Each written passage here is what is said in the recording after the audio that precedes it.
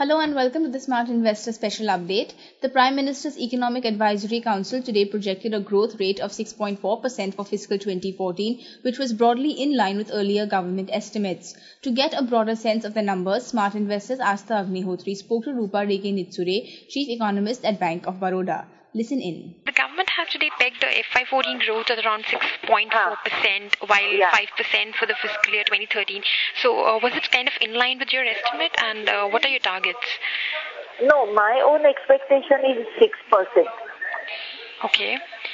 Because they have, I feel, agricultural growth they have projected, it's more or less similar to what I have projected. Because it will be computed on the lower base. But industrial and services sector growth actually slightly more optimistic. Okay. Ma'am, the PMEC did hint at some kind of an upward revision in the GDP going ahead on back of reforms that were announced. So, in that case, if at all that happens, then how much of an upside can we expect from 6.4 levels? No, actually I feel 6.4 itself is on the higher side. So, whatever areas, the critical policy issues they have highlighted in that report, which require immediate policy attention, if they get addressed, then I feel attaining growth of 6.4 or 6.5% is feasible. But otherwise, we cannot project growth of that order. Okay. Ma'am, do you also have targets for inflation and IIP? For next year? Yeah, ma'am. See, IIP it will be difficult because it's too much of a volatile series. But see, in this thing for industry, they have projected something like 4.9 or something. Yeah, that's right. I personally feel, this year for the cumulative first 11 months, it is less than 1%. So from there to, take it to 4.9% really looks too optimistic. So I think it will be somewhere between 3.5 to 4%. Okay.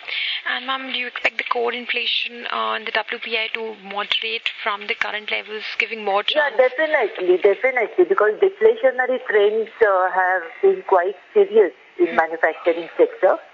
And global commodity prices also have been showing downtrend.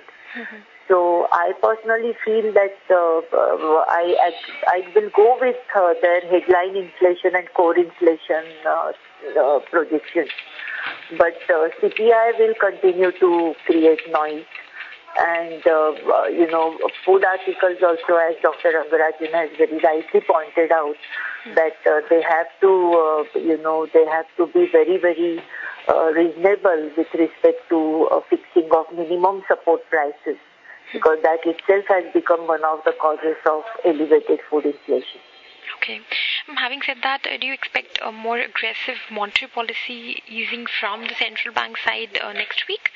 Aggressive means it has nothing to do with today's report.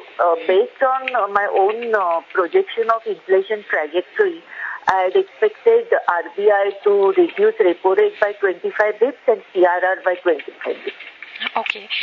You expect a cut in CRR as well, ma'am. So Yes. That will actually ensure effective monetary policy transmission. Okay. And do you expect the RBI to continue with the OMO stance as in... Yes.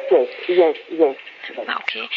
And ma'am, the last thing, how do you see the exports growth given the fact that... Not very. I'm not very confident about exports turning around. Okay. Of course, the package they have recently introduced is definitely supportive. But so far as world demand is concerned, we have started seeing some uptick in U.S. economic activity. Okay. But Euro problems have worsened. So I don't think, even if we get a double-digit growth in exports, that itself, to get it will be a challenge. Okay.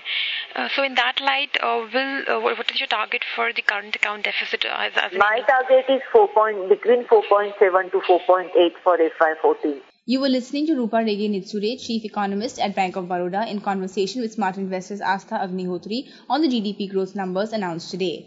That's all in the update for now. Join us again for the next update due shortly.